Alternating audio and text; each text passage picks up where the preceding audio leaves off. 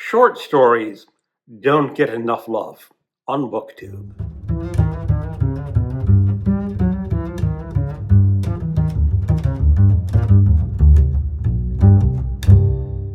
Hello, welcome to my channel.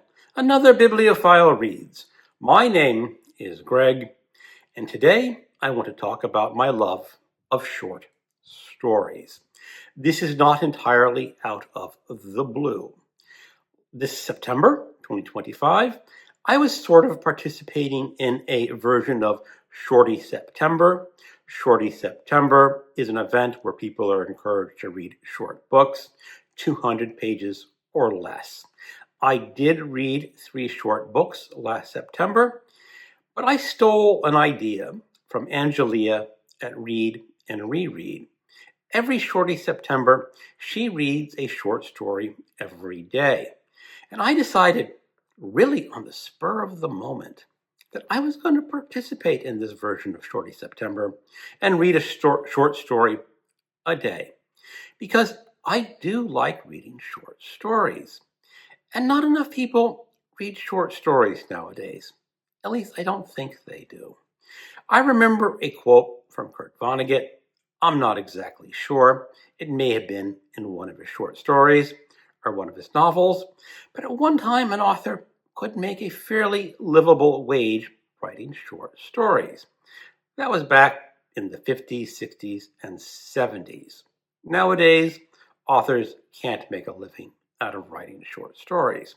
But there have been a lot of great short stories written in history, through American history and European history, and across the world.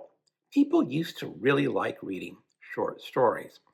I'm not sure exactly why the short story has fallen from favor, but I like reading them. And do I read more than most people? Probably. There are probably some people who read more than I do. Now, I do keep track of my reading in a database. For a while, I was not tracking the short stories that I read. Starting in 2022, I made an effort to log every short story that I read. In 2022, I read 89 short stories.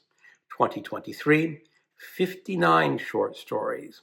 In 2024, 152 stories. And in 2025, I am already at 167 short stories. Now again, as I said, for this past September, I read a short story every day, more or less. Some days I read 2 short stories and took a break because just a schedule made it easier for me to do that. Now, in the description of this video, I am going to be listing all the short stories that I read. And I read quite a variety. I did technically have a schedule and a scheme that I was reading my short stories on a method. And it was Monday, I would read 19th century short stories. Tuesday, short stories in translation. Wednesday, short stories by women. Friday, I was reading a Faulkner short story because I was in a Faulkner reading group. And on Saturday, I would read a mystery story.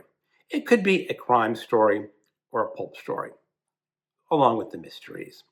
And then on Sundays, I would read a science fiction short story. So that was my method. I kind of like having these schemes and schedules, so I sort of know a target of what I'm going to be reading each day.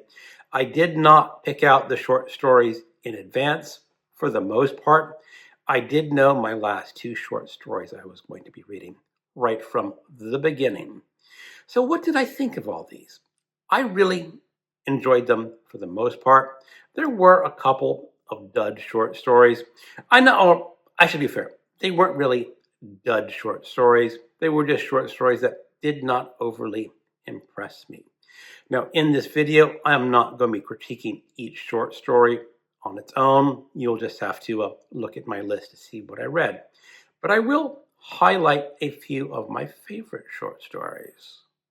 My all-time favorite short story is Bartleby, the Scrivener by Herman Melville. I have always loved this short story. But for whatever reason, this time around, my focus was less on Bartleby and more on the elderly lawyer who was narrating the story. It used to be that I sort of dismissed the lawyer as just a method to tell the story. But this time around, I wanted to focus on his character. Maybe in previous times, I saw him as kind of wishy-washy, being too acquiescent to Bartleby. But this time around, I was focused on the lawyer's compassion. He truly cared for his other human beings, for Bartleby. He did not want to cause him distress or harm. And maybe that is a focus of the story that I should have been reading along all the time, and not just Bartleby's existential angst at life.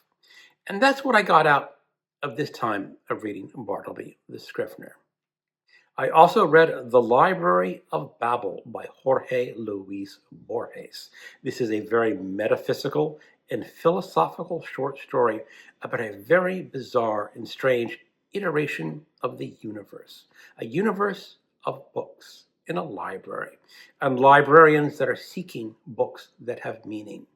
In this library, books are fixed. They have up to 25 characters, and each book contains the same number of pages and the same number of lines on a page. But in this library universe, there may be one book that is entirely the letter A from the beginning to the end.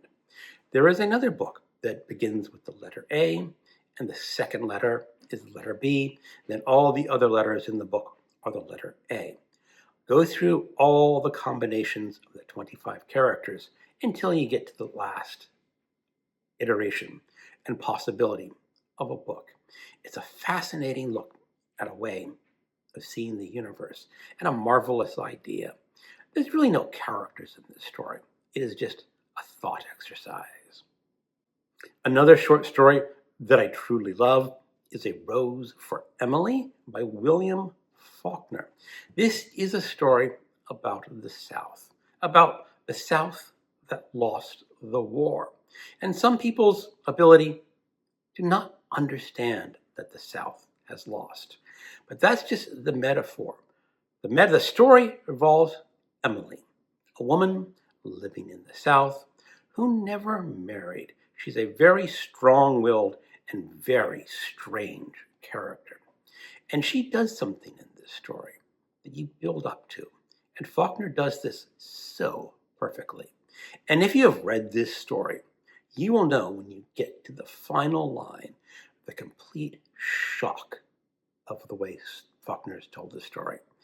It's clear from the beginning where he's heading, but it's still a shock and a truly great short story.